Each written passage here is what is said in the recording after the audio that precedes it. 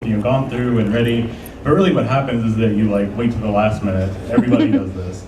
To the point where you're even putting your panels together like in the hall, like 5 minutes for your panel. Or, as we see here, editing a video the 30 minutes before. Or you're not told you got the panel until a week.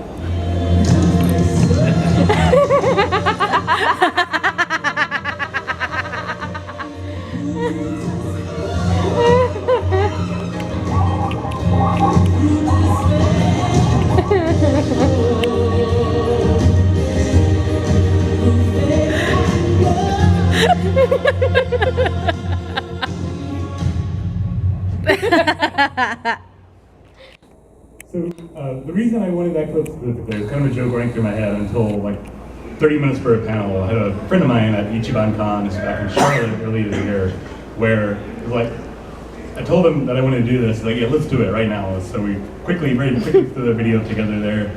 And sort of the reason I chose that song specifically, The Circle of Life, is that's really what I feel like sort of ties into like our ecosystem as a whole, both in my relationship to conventions and hopefully your relationship to conventions as well.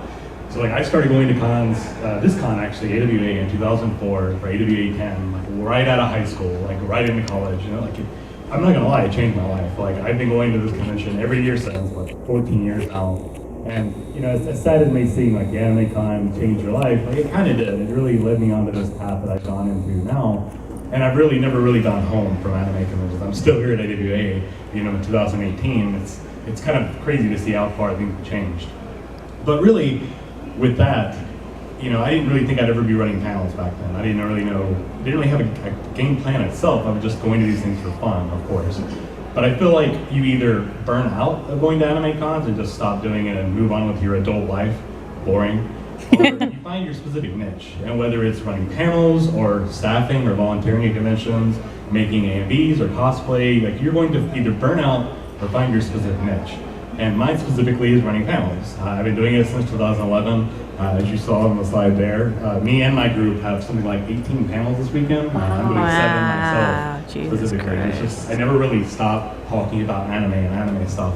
And it's just kind of like what I enjoy doing. I just started running panels in 2011 about my favorite anime studio and moved into other subjects and other areas of expertise that I feel like, to the point now where I'm doing 6 to 9 hours on average. I did 12 hours at Comic-Con this past January.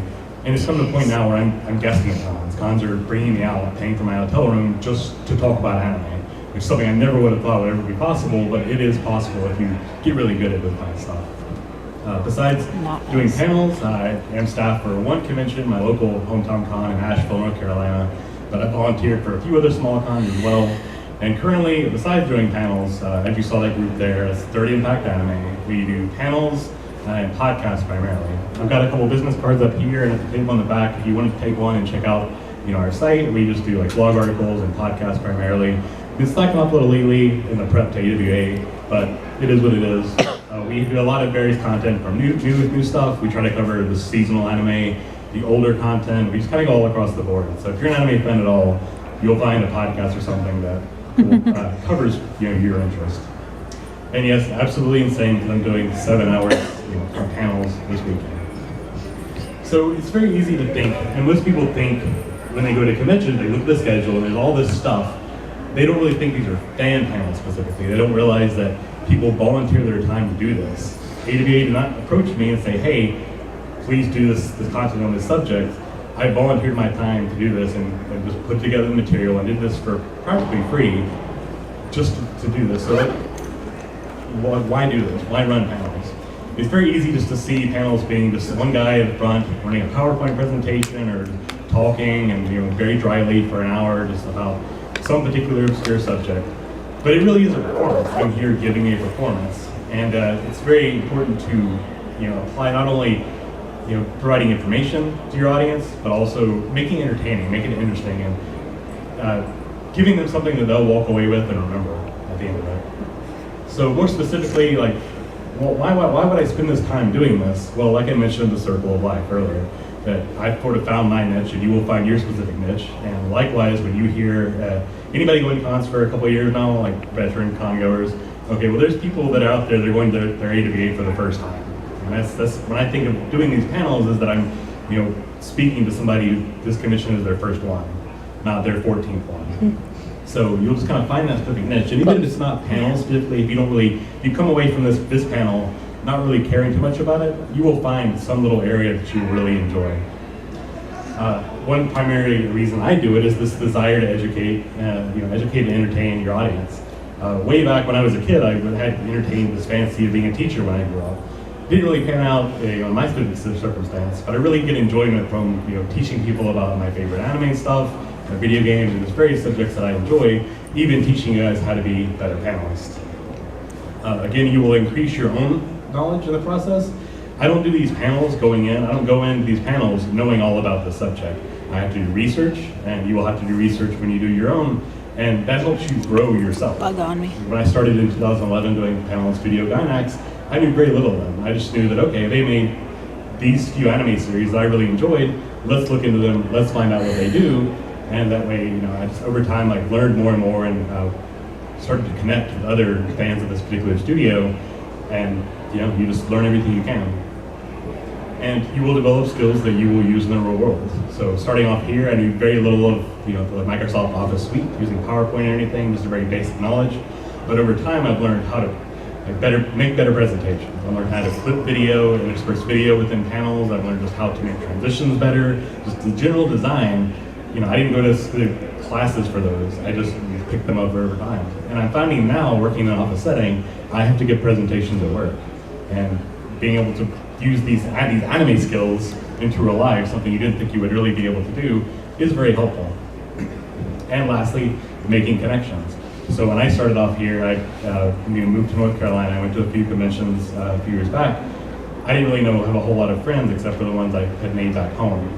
But over time, I was connecting with other panelists and just talking about stuff and talking about methods, and I've made a lot of friends that way. That entire group that I mentioned, Great Impact Anime, I met them at Ichiban Con a few years back, up in Charlotte, and we just sort of built friendships that way. And I try to connect with other panelists, hopefully we'll do here, and sort of learn who people are. And again, you go to conventions for several years in a row, you'll meet new people and you'll see the same faces time and time again. So there's just the natural ability to make friends and make connections that way. Okay, so let's go sort of into the meat of this. Different types of panels. As we see here, solar, of course. But the one primarily that I'm most enamored with, the one I usually focus on, and the one we'll kind of focus on in this panel, hopefully I'll sort of branch off into other things, but lecture panels. Basically one guy or a couple people up at the front table talking to the audience for a one-way presentation, usually including PowerPoint slides or video, something, it's more of an informational panel. Clip shows, that's more specifically video, just running a whole bunch of video, like Dave Merrill's Anime Hell, which we need tonight, Daryl Surratt's Totally Different Anime, just things that are mostly funny video, or it could be even informative video. I think there's one later today about Japanese commercials, and it's mostly just going to be him showing video clips and sort of showing you, how these things work. Cosplay Q&As, you'll still see these a good bit. These are kind of trending out for the most part, but you'll still see some people really enjoy them. Not really my thing, I'm not a huge cosplayer, but the idea is basically a couple people in cosplay will sit at the front table, role play their characters, and interact with the audience and let them answer questions. That's a little more pandery than most, but I've seen a few that work really, really well, if they're really well scripted. Mm-hmm. Unfortunately, a lot are just cosplayers sitting up there answering questions one-on-one, and those kind of fizzle out. Someone that we kind of but having a really good script helps those. Get really late. And game show interaction. There's one guy, Grego, that does just old game shows and goes to various conventions and runs a game show. He's got a computer program and does things like, just like classic 70s or 80s style game shows and gives out prizes and stuff. And interactive panels, like there's cooking panels I've seen, there are cosplay panels like how to cosplay or how to do something where they hand out little kits and they teach you how to I'd like to do that. engage in that. And lastly, even though we sort of define these primary panels you'll see at anime cons, really anything goes. If you can entertain an audience, if you can convince them to give you a room for an hour to do whatever, then you can do whatever you want. And I really don't want to feel like anyone should be limited by these specific types of panels, because I feel like at this point we really need to branch out and do more things as an interactive show. You can even do a TED Talk. What I have for you today is a question. What are we prepared to sacrifice in pursuit of innovation? The global marketplace of ideas has changed. We need to tee up holistically one more time. when I first joined my current employer, a multinational content delivery platform paradigm system, I noticed something immediately. People are getting more and more viral. Want an example? Here's a counterexample. Teamwork, innovation, partnerships. Curious? Intrigued?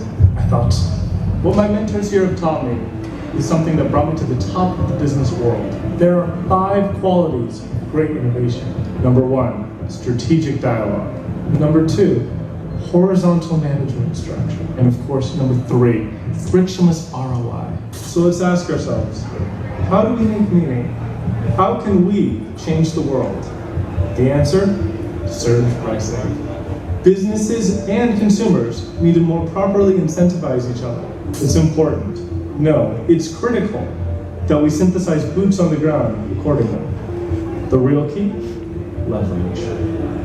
The market has a proven tipping point. It is what it is. And what it is passion. Skate to where the puck is going to be. Skate to where the puck is going to be.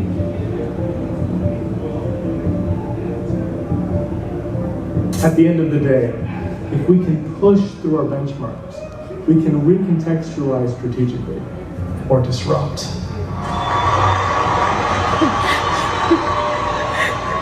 That, of course, was Miles Thomas from Crunchyroll. Have anybody seen that, the Crunchyroll Christmas special? If you haven't, they're available on Crunchyroll. Please make those part of your normal Christmas watching. They're absolutely hilarious. So moving to like the next step here, the actual application process. How many of you are like different panels? You can see yourself like run panels before time and time again? Nobody? So we're all pretty new to the process? Okay, well I'm glad, because this is kind of like the next step, and that's the most important step really. Okay, so again, AWA does not contract me or anybody else to do panels. You have to go out of your way to submit to this. So the application is something you'll see on every website, whether it's AWA or StationCon or any other convention in the area. Really, you have to go through this very, very similar process. Usually, you can find it on their website. Just go to like events or panels, and generally about 6 months out from the convention, they'll open up the application process. You can follow DACTIVCon on their social media site. They generally will put a link to the application once it's available. So just kind of run down here what you'll have to go through. Contact information. If you don't know how to fill that out, I can't help you. Sorry. I don't know what to tell you. It's usually your name, phone number, email address. Usually they'll have a place for your legal name or for your preferred name. Usually you'll have to check in with your ID. So if you use a name that's not your legal name, just try to use that. If they don't have the distinction and that's important to you, then try to put that in notes somewhere, just so that you can communicate to them in their whatever marketing they put out. The title. So it seems so simple, but it can go so wrong. You'll see so many people use the same cliches in their panel name, and thankfully they're kind of like weeding out now. But a few years back, you'll see the titles based on that Dr. Strangelove movie, where it's basically title of the panel, or How I Learned to Stop Worrying and Love Anime, or something like that. And those just kind of get overdone, and they're just it's too cliche at this point. You'll see now there's a lot of like 101 or a brief history of panels here. Try to stay away from that sort of general title. So what you want to do is, it can be tough because you want to make this not too generic but not too specific. Generally, this is going to be the first thing an audience will see. So when they're going through the app on their phone or checking the paper schedule, they're just skimming everything just to see what they want to go to. So you want something that will make them stop and read the panel, read the description, and check out the description in the book. But you don't want something too specific, too generic, too jokey, I guess, too specific to that series or topic. So what I generally need to do is have one particular subject, a small little intro like Art of Paneling, and then if you want a subtitle, a colon and whatever after, you can save that for the actual presentation later. So again, this is important because they're going to skim the schedule. You want to make them stop on your panel specifically. So then we have the pitch. Generally on the application, you'll have 2 big text boxes. The first one is a pitch direct to the convention runners, and the actual blurb that will show up in the description. Those are very similar, but also very different, and you want to learn the difference between the two. So the pitch is only, like I said, one-on-one with the commission or the panel director. You want to be persuasive, but you don't want to push it too much. You want to just be open about what your panel is about. You do want to sell yourself as much as you can. Generally what I do is present qualifications. So for me, I've been running panels for, again, 8 years now. You don't want that to be your only qualification. Most commissions will tell you, don't just put down that you've run panels before. That's not really enough to sell them on your panel. But I would say you probably should mention that, especially if you run that panel before. So I run panels on Studio Trigger or Gynax for many years, and I put that down. I don't have a PhD in anime, but I've been running panels for enough years to have a general idea of what I'm doing. And you also want to validate the need for your panel specifically. So again, do it on Studio Trigger. Studio Trigger is very, very popular the past couple of years. And I feel like they should be represented at a convention, so I'm going to tell them, these very popular series are coming out. People are really interested in them in the studio. Here's why you should pick my panel. And I don't generally tend to do this myself, but I've talked with the convention and panel directors that have actually advocated if you have like an outline, if you've already got your panel done enough, just copy paste it direct in there. If you have a link to a YouTube video, if someone has recorded this video like here and maybe graciously uploaded it to YouTube, you can do that and present that link and let them see how you present. It's not going to be exact, and it can maybe be hard to say, here, watch me present this panel, but it helps them to realize that you know what you're talking about. You have a decent level of public presentation skills. And I can be confident in picking your panel. And in this one, while we've kind of gone through and said, write the whole spiel out, I generally only do like 1 or 2 paragraphs, just keep it short, keep it concise. Very, very rarely have I ever been denied simply on the pitch itself. I'm very confident in the need for my panels for the most part there. I'm confident that I can present them. And again, just advertise yourself. And then lastly, or next, like I said, the actual blurb for the program book. Very similar to that, you want to keep this to about a paragraph at the most. Some conventions, Animazement and Raleigh, is very notorious for this, only have a very small space for description, 140 characters. So, about the size of a tweet, an old school tweet.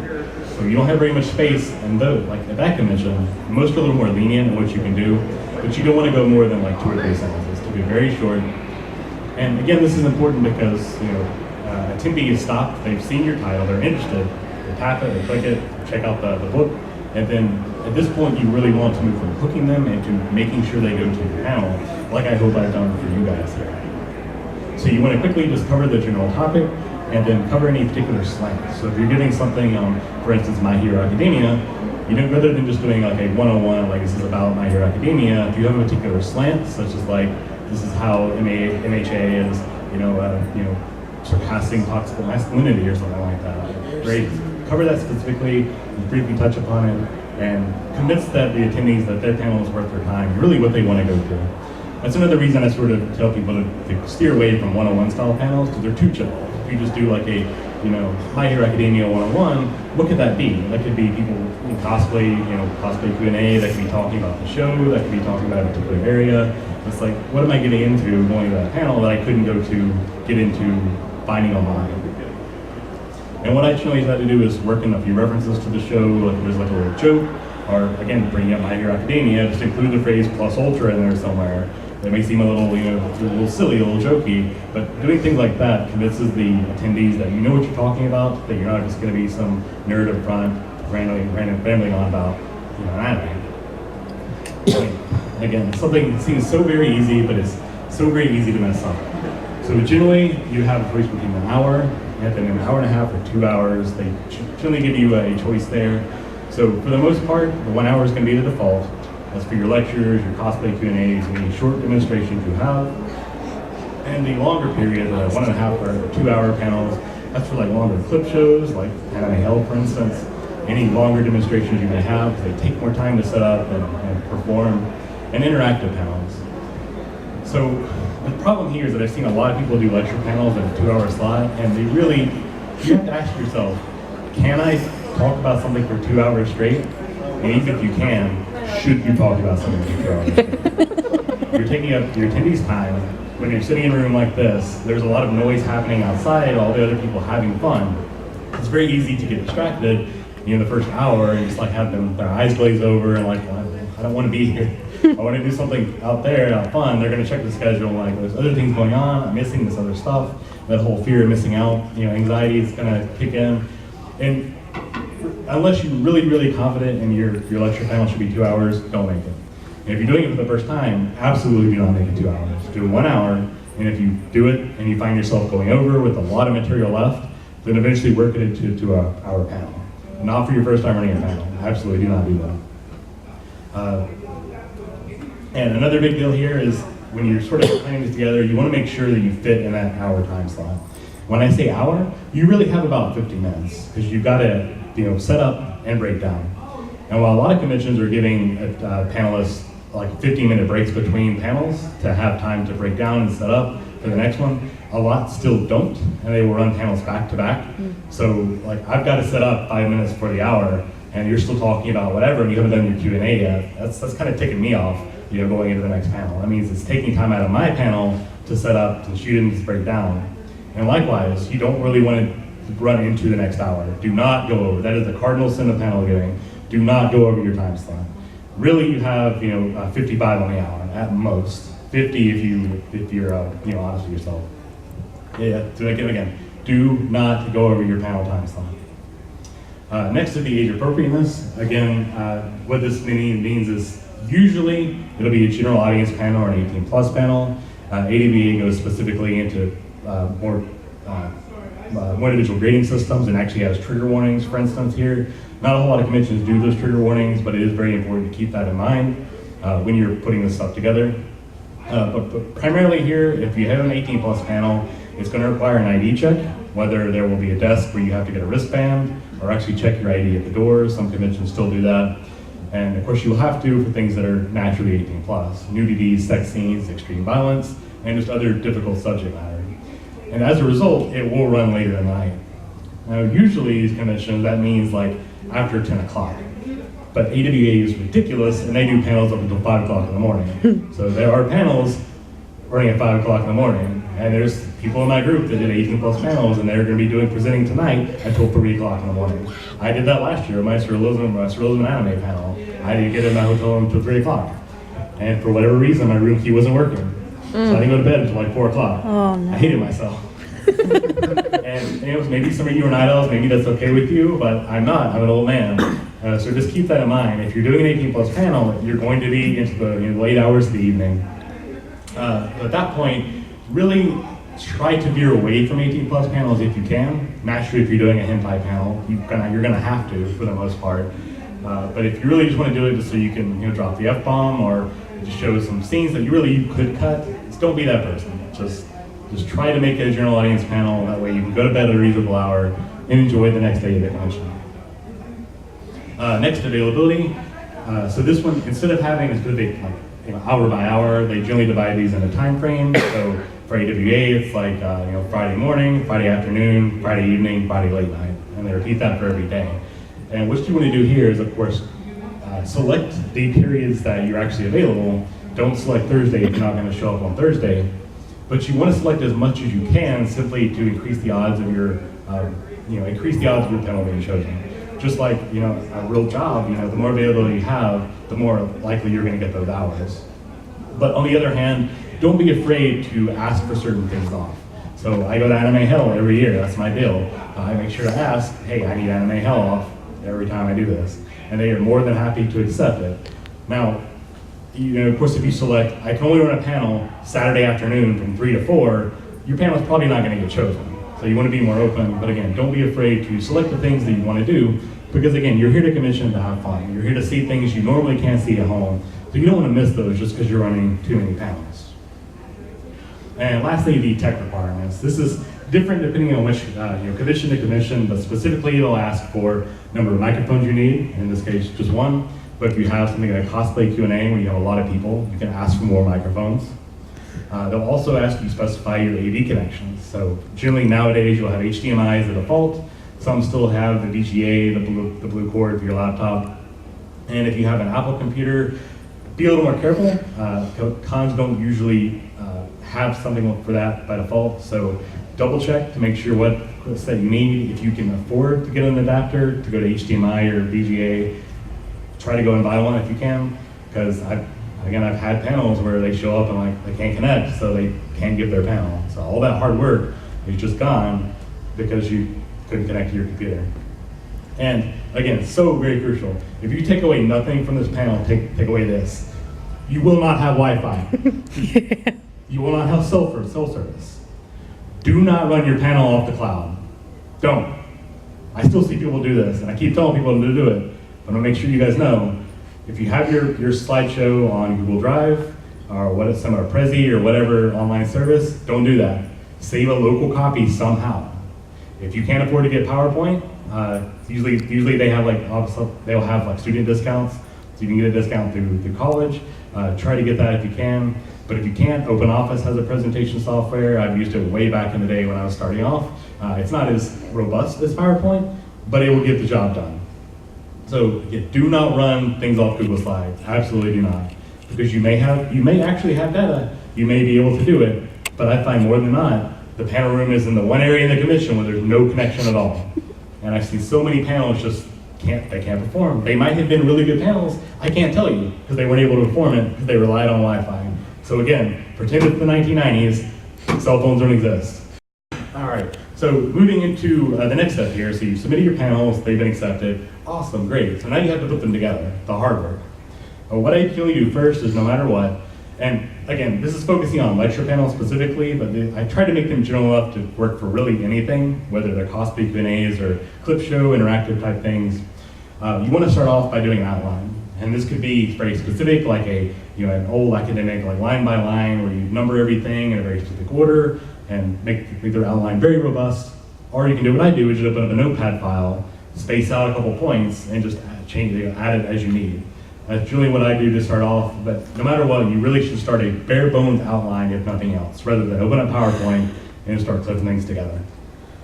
The reason being is, you have to fill an hour. You have to make sure you fill that hour without going over again. So having that outline there lets you focus on which topics you need to cover, which subtopics you need to cover under that, and lets you budget for time a little better. So next, you got to do your research. And again, you'll likely know a lot about your subject to begin with, but you need to go and do some more research, because a lot of, especially with anime stuff and nerd topics, there's a lot of hearsay and a lot of rumors that get passed around that are not true. And I still see that constantly, people pass these rumors around because they don't know they're rumors. They heard it somewhere on a forum, somewhere online 10 years ago, and they assumed it was correct, and they kept repeating it and repeating it. As a panelist, you have a responsibility to be factual with your information. So try to make sure that the information you have is correct. Try to get more of it if you can. So just like researching something for an academic subject, you want to use primary sources, but unlike academic subjects, it's okay to use social media. I've found that a lot of your sources online for especially nerd topics and anime topics will come through things like Twitter. There's a lot of people that have been involved in this community for 20, 30 years that communicate primarily through Twitter, and they talk a lot about their subjects, anime specifically, through those social media topics. So you will need to go there, depending on the subject, of course, to sort of glean more information, and you can actually talk to people, social media, those experts in the field, to get more information for your panels. It's a lot better than just going to Wikipedia, typing in anime, and just copy-pasting the entire thing into your presentation. Next would be the cost of materials. So even running a lecture panel there, you still need something like a laptop to run it. If you're running like a PowerPoint, I've seen some people try to run it off their phone, but again, that kind of uses the cloud, so try not to do that. The only time I've seen someone actually pull it off, it wasn't really that great, didn't look that great. So consider the cost of a laptop, if nothing else. This little thing cost me like $300 a few years back on sale. They're not too expensive when you think of actual getting a new computer. It doesn't do much. It runs just like basic office stuff and web pages. That's really all I need this little thing for, just doing panels. So keep that in mind. Doing cosplay Q&As, you'll need to make a cosplay. That involves its own monetary and time cost. Clip shows, for instance, you'll have to get the video, hopefully buy the video if you can, and then get the software to clip it and to make stuff. And just other interactive things, like if you're doing like a sewing demonstration, for instance, you will need to buy the materials to pass out to people involved in that demonstration. And lastly, it seems, again, so simple to miss, but go to other panels. And not just panels about your particular subject. If you find other people interested in your things, that's very good to go to their panels and sort of glean some more information off them. That's a way to crowdsource more information, basically, or steal information from other people. But go to other panels about other random things. Like I've got a bunch of panels this weekend I'm gonna go to that not really something I'm too into, just you can learn how people present, learn what they do, learn little tips and tricks like how their presentation goes that will help you design panels in the future. And then you have to sit down and actually design the panel. And whether that's putting something together for PowerPoint, or a video playlist, or even scripting a Q&A or something like that, you've got to sort of design this. So specifically for lecture style panels and PowerPoints, PowerPoint again, the primary one, or you can use the Open Office version of that. For video playlist, I see a lot of people sort of advocate for this would be Zoom Player. There's a different video players out there that really have a variety of purposes, but the cool thing about Zoom Player is you can have a playlist on one window and the video on another, so you can very easily go through your playlist on this screen without having to show people, all the things that you're gonna present there. I see a lot of veteran panelists use Zoom Players. That's something I recommend. It is free, it's like a shareware sort of deal, but that's something I prefer to use a lot. And Handbrake, so if you're clipping video, if you have something like a more robust video editing suite, like Vegas or Premiere or whatever, you can use that, of course. But if you're cheap like me and you don't really buy into that, I'm not a video editor myself, so I don't really need to spend hundreds of dollars on that sort of software. Handbrake is a very little program that's meant to convert video from one format to another. Back when you had to have a very specific video format for your phone. But you can use it to clip specific sections of video, and I find it very, very helpful. So if I'm just quickly going through, need to get one section of a TV show, an anime for a panel, I can very easily do that through Handbrake. And as you're designing the panel, of course you want to do everything in the computer, but you also want to think about the flow of the panel. Talking. So I'm here by myself. Usually I try to have one or two other panelists here so they can talk while I catch my breath. Unfortunately, that wasn't the case here today, but you can bring on co-panelists to help you do that, or you can sort of stop things with video. Oh, hey, Catherine. You're looking pretty kawaii desu today. Hey, what are you talking about? I don't know. I'm just in a pretty good mood. I'm Totemo Genki. Seriously, what is that crazy new language coming out of your mouth? Oh, it's Japanese. I learned it by watching so much anime. Anime? I love anime, and I wish I had the time to watch more of it, but all of those DVDs, less time, less space. Well, I've got the perfect solution for you right here. What is that? It's a special program that you can... No, I mean the object you're holding. What is it? Oh, it's a floppy disk. It's a floppy disk. Oh, you store data on it. You mean like a USB drive? I mean, sort of, yeah. You didn't grow up with computers? I'm sure you would know what this is.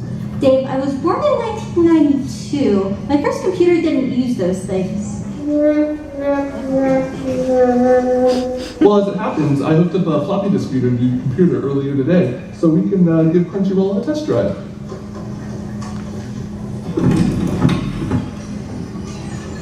Oh wow, look at all these shows. I know, isn't it amazing how much anime can fit on a single floppy disk?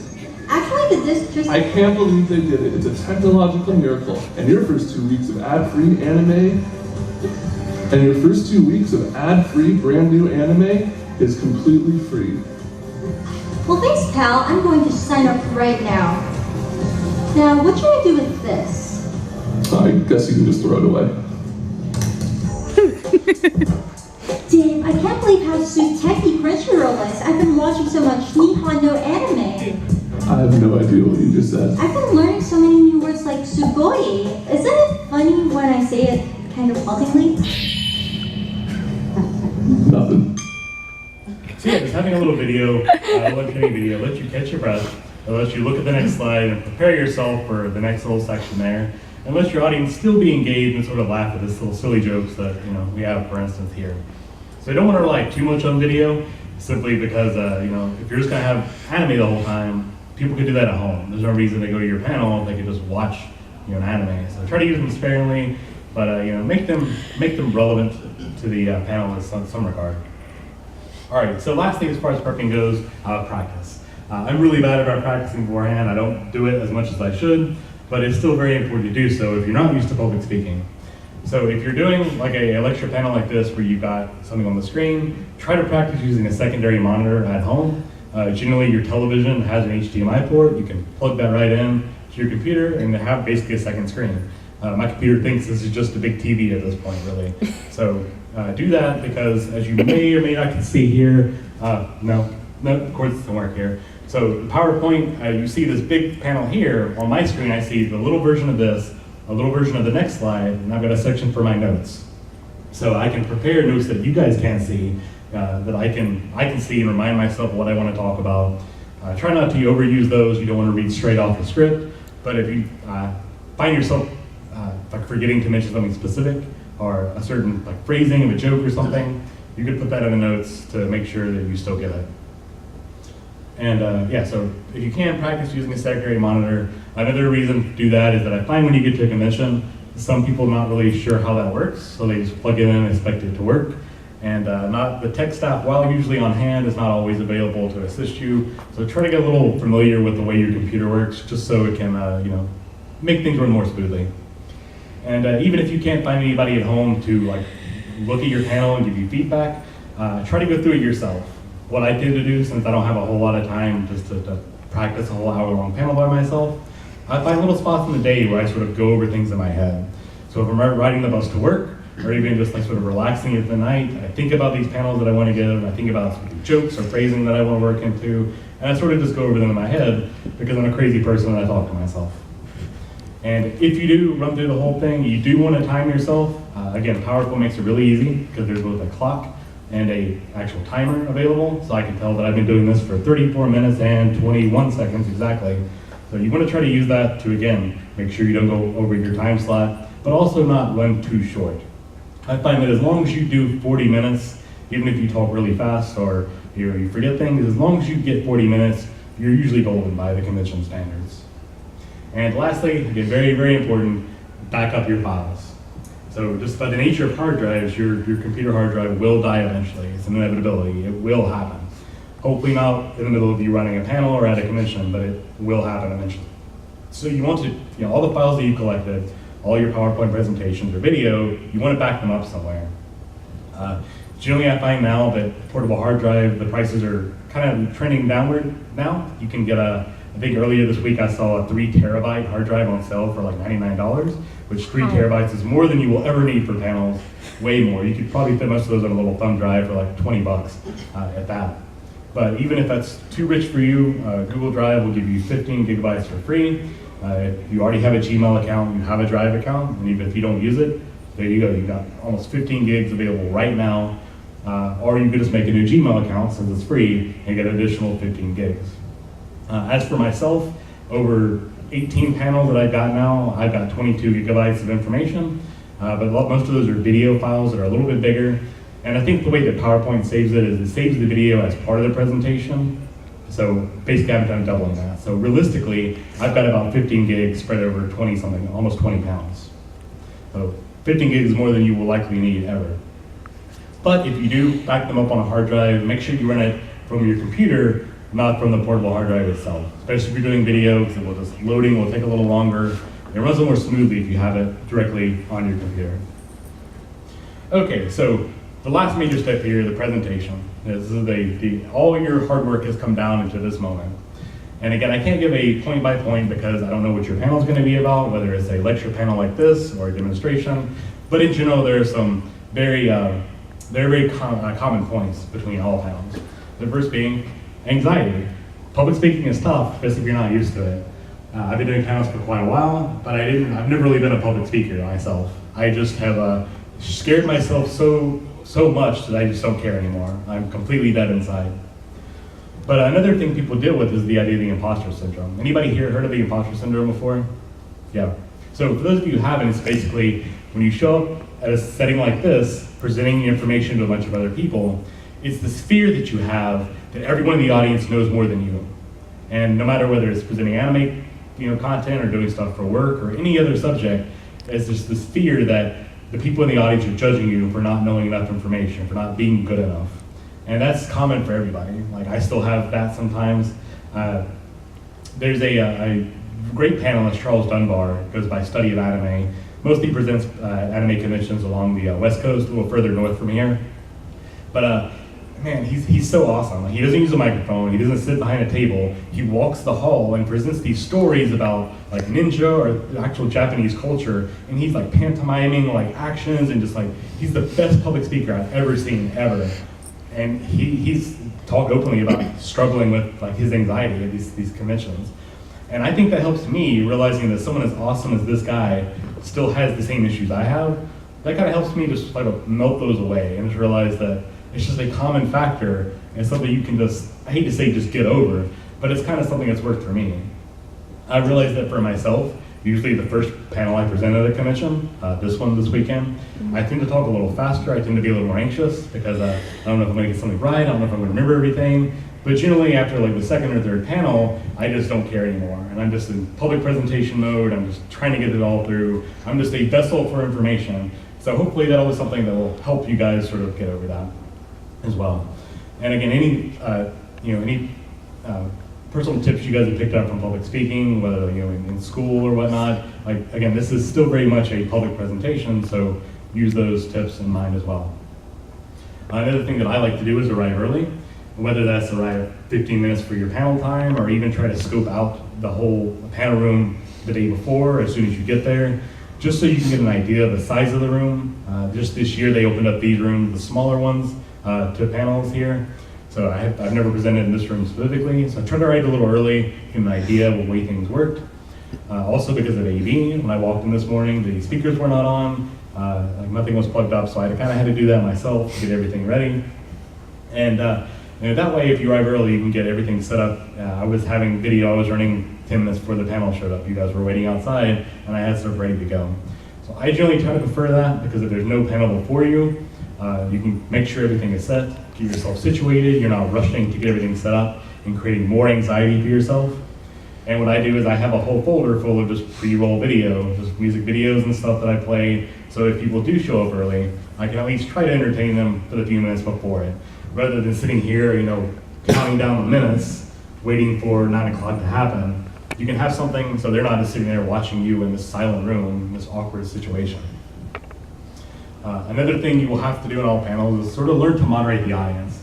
And primarily you'll have, especially for the bigger panels, the more popular panels, you'll have hecklers. People sit in the back and they want to butt in with their jokes that are funny, or they want to make fun of you or something. And you will have, I've had several of those people.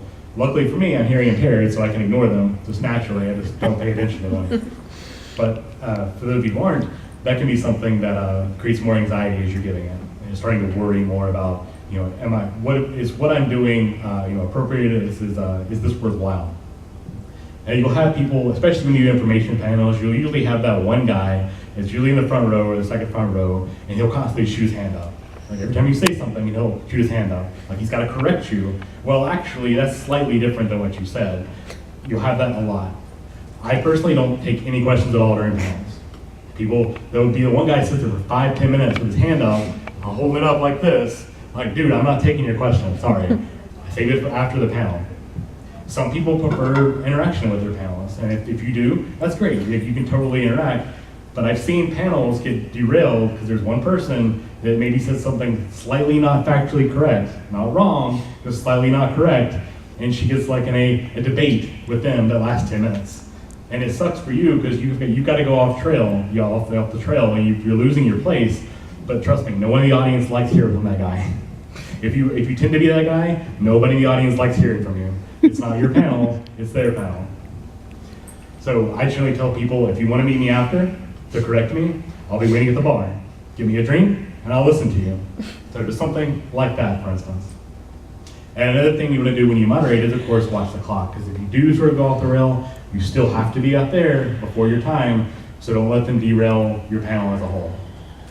And very, very important, you will always have technical issues. Something will come up. Whether you go in the room and it's something as simple as the speakers not being on, and you have to turn them on, or nothing being plugged up at all, or the projector dying, something will go wrong always. And I've learned that just doing panels and running anime clubs over the past 10, 15 years of my life, Murphy's Law is very important here. If anything can go wrong, it will go wrong. So try to have backup plans. Like try to keep in mind the issues that will crop up beforehand. So for instance, I know that my stereo jack, my headphone jack on my laptop is kind of crappy. It doesn't always connect. So I went and bought a little USB adapter stereo jack so I can have that just in case it's giving me trouble, have that ready. I can't expect the convention to prepare that for me. I got it myself an adapter. I know that when I plug in the projector for the first panel I do that weekend, it's probably not going to show correctly. It's probably going to show my main monitor there or duplicate the displays. So just know that that's going to happen. Get ready to fix it without freaking yourself out and creating a greater level of anxiety in the panel. And of course, even if you're not like a technical wizard, not like IT or whatever, don't be afraid to still call panel staff in. They will have tech staff on hand that knows this stuff. They'll be able to assist you. So don't be afraid to call them if you need. If you're not, don't really know too much about what's going on, again, feel free to call them in. And like I said earlier, you do want to allow yourself enough time before and after. So even though you got an hour panel, you really have about 50 minutes. Just keep that in mind. Try not to go too over that, because you want to have at least 5 minutes after for like a Q&A session to talk with your audience. You're going to need to set up beforehand, of course, and 5 minute breakdown. Generally, I'd like to have a getaway plan as well, rather than just, all right, stop the panel and slowly talk with people and unplug everything, shut it down, pack it up, and then leave. Like I've got my bag already open. I'm ready just to hit the power button, close it, disconnect, and run out. Because there will be times when you will go a little bit over, even though you shouldn't, and you need to get the hell out of there. Just get out of there. So I generally try to have an idea of like getting everything together and packing up before you leave. And what will generally happen is if you do a panel, you'll have people that want to come up to you afterward and talk with you. Please do so if you feel today. But what you want to do is sort of flow people out the door. Like as soon as you get things ready, like everything's packed up, ready to go, sort of push people out through the door and let them have those conversations outside or outside, because there will be the next group that wants to come in and set up. And you don't need to like hold them up from doing that as well. And lastly, the most important aspect during your presentation is just have fun. Like you're doing this, you're spending your vacation time to go to these anime conventions. You're not getting paid for this. Like you're here to enjoy the time doing it. I'm running this panel specifically to sort of get people into paneling, and hopefully you guys will submit panels next year or any other convention you go to. We're also doing it because I like talking. I like panels. I really enjoy the aspect of paneling, and really hope sort of pass that pass that love on to some of you guys as well. And of course, stay hydrated. Always, every convention I carry around a water bottle with me. If you don't do so, it's very, very important. More conventions now are having like water in the rooms or throughout the convention. Not all do. So try to carry like an Nalgene bottle or something with you at all times, because very, very important, especially when you're presenting, your throat to get dried out. So try to have some water on hand. And okay, so you presented. Well, that's not it. We're not done yet. What you need to do is do a post-con review. And whether that's the day after, or maybe you give it a week to sort of cool down and relax after the event, the convention, you do just want to sort of go over your panel and see what you did right and wrong. Now, what you can do is when you're doing a panel, either like take mental notes to yourself, or try to write something down, or on your phone, or embrace something. Take notes about things that didn't work out, maybe jokes that didn't quite land, or interactions that didn't really pan out like you hoped for. Just plan for things to be different next time. Like earlier, like I asked you guys, like anybody run panels? Like I was ready for all of you to be like, yeah, we're all veteran panelists, and we know more than you, and sort of change things, change the whole presentation depending on that interaction. And another thing, of course, would be like worry about time. So always keep your eye on the clock. See what you went over too fast, what you said too fast, or didn't really have enough material to back up, and what maybe went over beyond what you expected it to. You can also take audience feedback into consideration. So I mentioned the well actuallys earlier. Like, don't just ignore those people. Try to catch them after, or see if more likely they'll want to talk to you after to correct you. And rather than just pass them off as just being, people who think they're smart, like take into consideration what they're telling you. They may actually know what they're talking about, and sort of work those into your panel next time. You can crowdsource that information that they're giving away for free to make your panel even better. Don't just take them at face value. Research to make sure they're telling you what they're telling you is correct. But again, sort of use those as data points rather than just some guy being that guy. And whether you talk to people, not only those people, but talking to people afterward or online, getting an idea of what people enjoyed and didn't enjoy about your panel will sort of help you workshop that the next time you give it, because you'll be giving it a second time. Once you start doing panels as an addiction, you never really stop. And lastly, you can check online sources as well. So Guidebook, or now they have their own individual app for AWA now. They do have little star ratings. There's no really way to comment, I don't believe. I think there are comments, but they go straight to the convention. They don't get posted publicly. But every panel you go to, you can rate with a star rating. I hope you guys are kind enough to give me a rating on the app after the convention. But you can take consideration any feedback you get there. Very few conventions have their own bulletin board forums on their websites anymore. I think Audicon's the last major one that I know of, but most do have a Facebook group or Facebook page. There is an official Anime Weekend Atlanta group on Facebook if you're addicted to Facebook like we all are. And so you can solicit information there. It's usually not as too helpful. People will either be very generous or will just lambaste your panel. But again, you can any feedback you can sort of workshop into would be very important. And Twitter as well. Depending on what area you go to in the South, Twitter, I find that conventions, attendees don't use Twitter quite so much, but if you go a little further up north, like the Audicon, for instance, or Anime Expo, the hashtags are a little more popular, and you could even sort of go through and see what people have to say about your panel afterward, for instance. And then of course you do want to update your panel afterwards, so use all that information you've got, tweak things you can, make little changes to fit your different time budgets. And if you give the panel year after year, if it becomes your yearly thing, more information will crop up and you can update that. I talked about doing one on Studio Trigger earlier. They're announcing new stuff every year, so I've got to update that panel to add in new series and cut other things because, again, you only have 1 hour to do everything. To sort of make things fresh and more well-rounded in general. And of course, if you're a nerd of a particular subject, you'll be following the news anyway, whether it's a new movie series or an anime series, so just use that information to update your panels as you go. And what you really should do is don't wait till the last minute to do that, because you'll forget the things that you hear throughout the year. Try to make note of that, or try to update your panel throughout the year when you get that information, sort of fit that information as you go, overall. All right, I want to thank you guys for coming out. This was Art of Paneling. I am on time. Thankfully, it is now 50 after the hour, so it's a success in my mind. All right, again, I want to thank you guys for coming out. I'll be hanging out here if you guys want to talk about a particular subject. We're talking about paneling, any Q&A. Feel free to hang out there. And again, we're running not just me. That's my entire group of 5 people. We got 18 panels this weekend. Next up, I'll be doing Trigger Warning. Again, Studio Trigger, 12:45. But if you're a Kingdom Hearts fan, some of my other co-panelists are doing one on Kingdom Hearts and lead up to the new game coming out, hopefully in a few months. And then later I'll be doing Take Tsunami Teenagers, Anime Culture of the 1990s. Oh, cool. And then tomorrow I'm doing older anime for new fans. So if you consider yourself a newer anime fan, maybe you just got into it the past year or two, I'm going to go through some of the older stuff, but still very crucial and still very relevant, that would sort of jive with a newer audience. And then on Sunday, I'm doing Before Devilman Crybaby, The Wild Worlds of Science Saru. So if you got into Devilman earlier this year, like everybody did, and want to learn more about the studio that made it, we'll talk about them.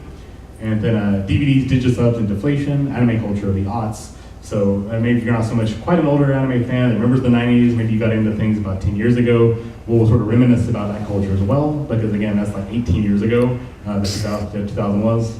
And lastly, the very last thing of the convention, Beyond Miyazaki, anime creators you should know. So if you're only really familiar with Miyazaki as an anime creator, you're not really familiar with other studios or other individual people, please come to that panel, because there is more to anime than Hayao Miyazaki. He's a great director, but he is in fact overrated. So we're going to talk about other people that are important to know in the discourse in 2018. So again, thank you guys for coming out and go to the convention.